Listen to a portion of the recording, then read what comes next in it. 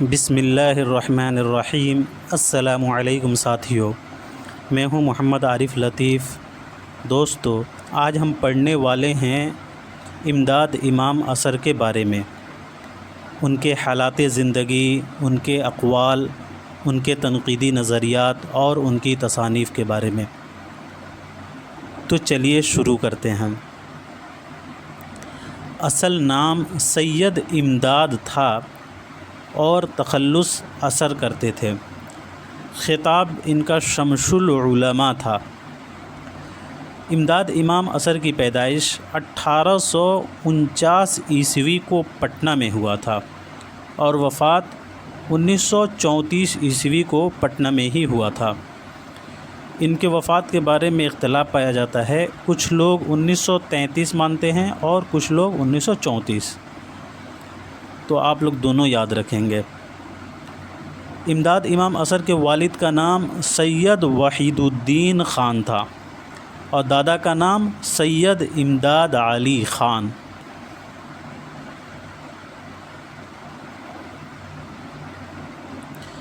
امداد امام اثر اپنی رجحان ساز تنقیدی کتاب کاشف الحقائق کے لیے مشہور ہیں۔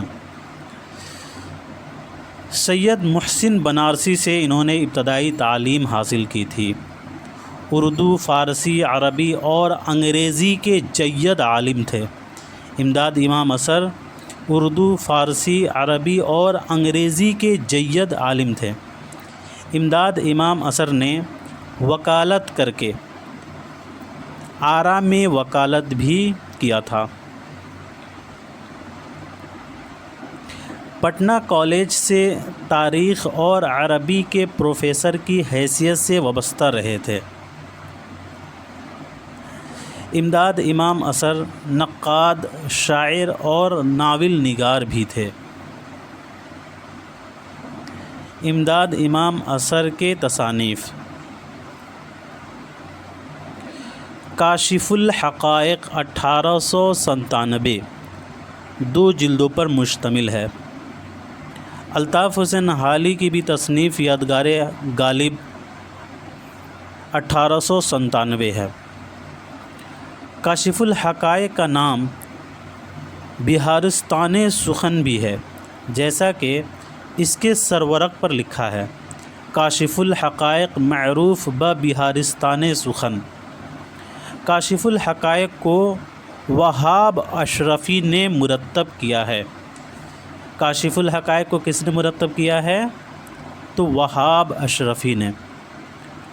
یہ واحد ایسی کتاب ہے جس میں شاعری کا رشتہ علم حیوانات، علم زراعت اور دیگر علوم سے جوڑا گیا ہے۔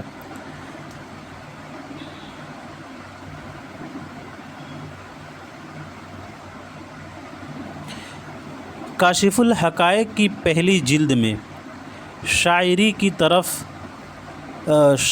کی تعریف، موسیقی سے اس کا تعلق اور مصوری وغیرہ کا بیان ہے۔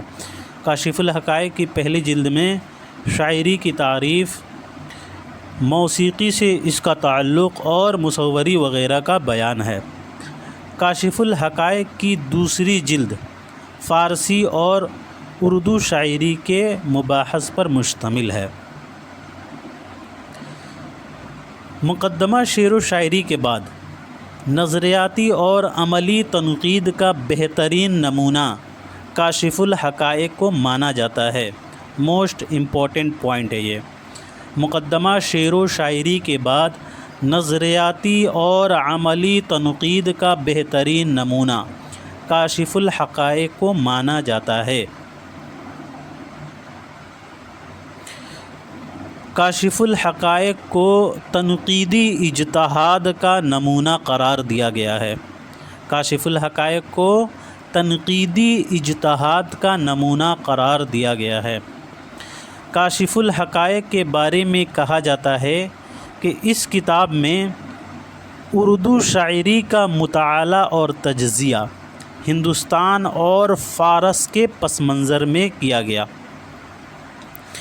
کاشف الحقائق کے بارے میں کہا جاتا ہے کہ اس کتاب میں اردو شاعری کا مطالعہ اور تجزیہ ہندوستان اور فارس کے پس منظر میں کیا گیا ہے۔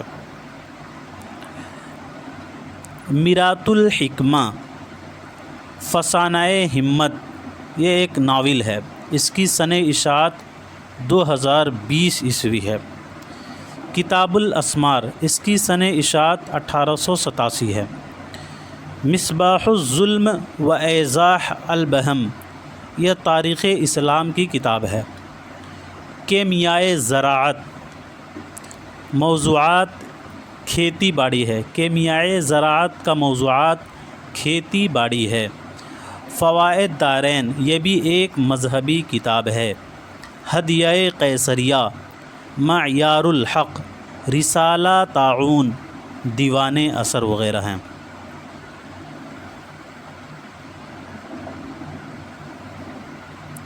امداد امام اثر کے تنقیدی خیالات۔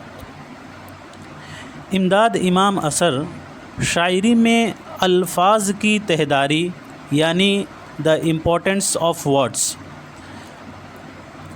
امداد امام اثر شاعری میں الفاظ کی تہداری کے قائل تھے۔ امداد امام اثر کے خیال میں شاعری کو اخلاق آموزی کا ایک بہترین ذریعہ ہونا چاہیے۔ امداد امام اثر کے خیال میں شاعری کو اخلاق آموزی کا ایک بہترین ذریعہ ہونا چاہیے۔ امداد امام اثر اخلاقیات کو شاعری میں بہتر تصور کرتے ہیں۔ امداد امام اثر اخلاقیات کو شاعری میں بہتر تصور کرتے ہیں۔ شعر میں اخلاقیات کے ساتھ معنی کو بھی کلیدی یعنی بنیادی اہمیت دیتے ہیں۔ امداد امام اثر کے نزدیک خوش خیالی کی ترکیب میں خوش کی صفت جمالیاتی کم اور اخلاقی زیادہ ہے۔ ان کے نزدیک خوش خیالی کی ترکیب میں خوش کی صفت جمالیاتی کم اور اخلاقی زیادہ ہے۔ امداد امام اثر نے لکھا ہے کہ اگر سنسکرت کی شعری روایات پر بھی توجہ دی جاتی تو صنفی سطح پر اردو شاعری کو بہت وسعتیں میسر آتیں۔ امداد امام اثر نے لکھا ہے کہ اگر سنسکرت کی شعری روایات پر بھی توجہ دی جاتی تو صنفی سطح پر اردو شاعری کو بہت سی وسعتیں میسر آتیں۔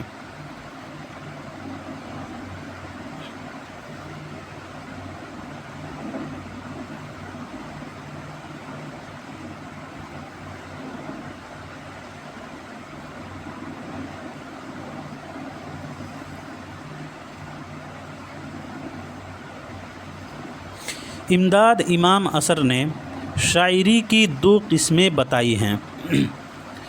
ایسی شاعری جس کا تعلق ان کے الفاظ میں عالم خارج سے ہے اسے آبجیکٹو شاعری کہتے ہیں، اور جس کا تعلق ذہن سے ہے اسے سبجیکٹو شاعری کہتے ہیں۔ امداد امام اثر معنی کو لفظ پر فوقیت دیتے ہیں۔ معنی کو لفظ پر فوقیت دیتے ہیں۔ امداد امام اثر کے مطابق شاعری پر سیاسی اور معاشرتی بحرانوں سے لے کر ماحولیات، موسم، چرند و پرند اور زراعت کے اثرات مرتب ہوتے ہیں۔ امداد امام اثر کے مطابق شاعری پر سیاسی اور معاشرتی بحرانوں سے لے کر ماحولیات، موسم، چرند و پرند اور زراعت کے اثرات مرتب ہوتے ہیں۔ امداد امام اثر نے لکھا ہے کہ شاعری کا مدار خوش خیالی پر ہے، نہ کہ شوکت لفظی پر۔ شاعری کی جان خوش خیالی ہے، شوکت لفظی شاعری کا جزو بدن نہیں۔ یعنی امداد امام اثر نے شاعری کا مدار خوش خیالی کو قرار دیا ہے۔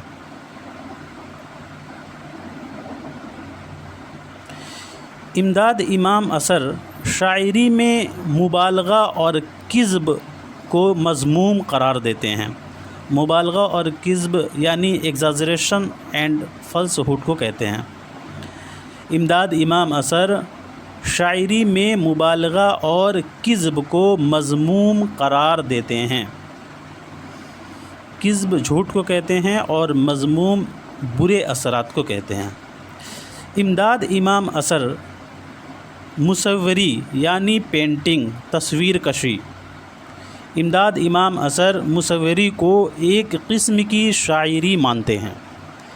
امداد امام اثر کے نزدیک لا ریب یعنی نو ڈاؤٹ، بے شک، لا ریب شاعری اخلاق آموزی کا بہترین ذریعہ ہے۔ امداد امام اثر کے نزدیک لا ریب شاعری اخلاق آموزی کا بہترین ذریعہ ہے۔ امداد امام اثر ایسی شاعری کی تعریف کرتے ہیں جس میں سادگی ہو اور رعایت لفظی سے خالی ہو۔ رعایت لفظی کسے کہتے ہیں؟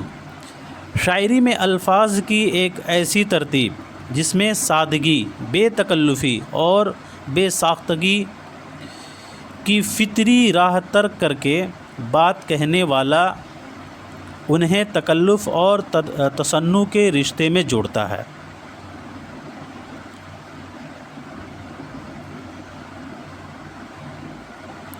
امداد امام اثر کے مطابق رعایت لفظی بجائے خود کوئی شے نہیں اور شاعری سے اس کا کوئی تعلق ضروری نہیں۔ امداد امام اثر اپنی کتاب کاشف الحقائق میں امراء القیس کا میر و غالب سے تقابلی مطالعہ پیش کیا ہے۔ امداد امام اثر نے اپنی کتاب کاشف الحقائق میں امراء القیس کا میر و غالب سے تقابلی مطالعہ پیش کیا ہے۔ امداد امام اثر کے تنقیدی شعور کے پس منظر میں ابن قتیبہ، ابن رشیق، عبد القاہر جرجانی، ابو ہلال عسکری، جاحظ کولرج اور رچرڈسن وغیرہ کے اثرات محسوس کیے جا سکتے ہیں۔ امداد امام اثر نے غالب پر سخت قسم کی تنقید کی تھی۔ یہ سوال دسمبر 2007 میں پوچھا گیا تھا۔ لفظ، معنی، وزن اور قافیہ شعر کی یہ 4 عناصر امداد امام اثر نے بیان کیے ہیں۔ یہ جون 2013 میں سوال کیا گیا تھا۔ کاشف الحقائق کا موضوع تنقید ہے۔ دسمبر 1996 اور جون 2008 عیسوی میں یہ سوال کیا گیا تھا۔ تو دوستو آج کے لیے اتنا ہی رکھتے ہیں، ملتے ہیں اگلے کلاس میں، تب تک کے لیے خدا حافظ۔